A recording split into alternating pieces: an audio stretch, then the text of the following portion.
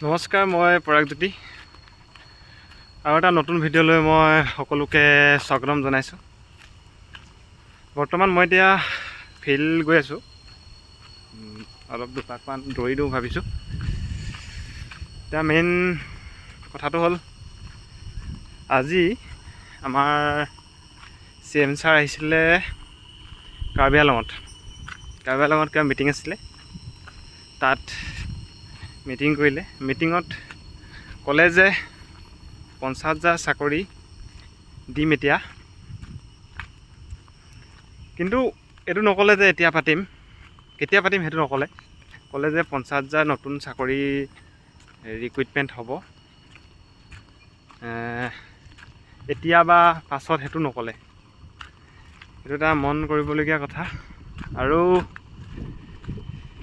এনেকুৱা লাগিলে যে কথাবোৰত মানে ইণ্টাৰভিউটো এতিয়া নহয় নেকি, তেনেকুৱা লেখীয়া লাগিলে।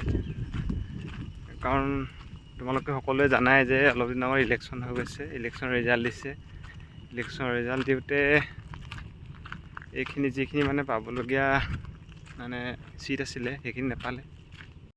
টোটেল আছিলে চিট 14খন আছিলে, তাৰে কেইখন পালে?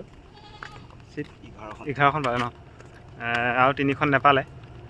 ভাবিছিলে 12খন পাম বুলি ভাবিছিলে, কিন্তু যোৰহাটৰ হেৰিটো সমষ্টিটো গুচি গ'ল। সেইটো কাৰণে ইমান সুখী নহয় আমাৰ CM ছাৰ। সেইটো কাৰণে সম্ভৱ এবাৰ হয়তো ভেকেঞ্চি আৰু নবঢ়াবলৈও আছে, বঢ়াবও পাৰে। কাৰণ সেইখিনি ভোটৰ কাৰণে কৈছিলে, ইলেকশ্যনত ভোট পাবলৈ ভেকেঞ্চি বঢ়াম কৈছিলে, আৰু ইণ্টাৰভিউ জুলাইত পাতিম কৈছিলে। হয়তো এতিয়া সেইখিনি নহ'বলৈও আছে, হ'বও পাৰে। মোৰ আইডিয়া কৰি কৈছোঁ। আৰু যিটো 10 নম্বৰ দিম কৈছিলে সেইটোও চাগে নিদিব, কাৰণ সেইটো কোনো অফিচিয়েল নটিচত লিখা নাই যে 10 নম্বৰ এটা দিব বুলি। সেইটো কাৰণে তোমালোকে ইমান আশা নকৰিবা 10 নম্বৰটোৰ কাৰণে। এতিয়া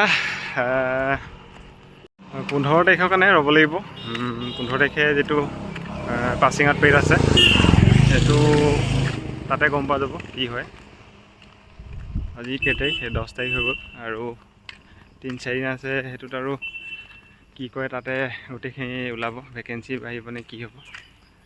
ঠিক আছে, হ'ব।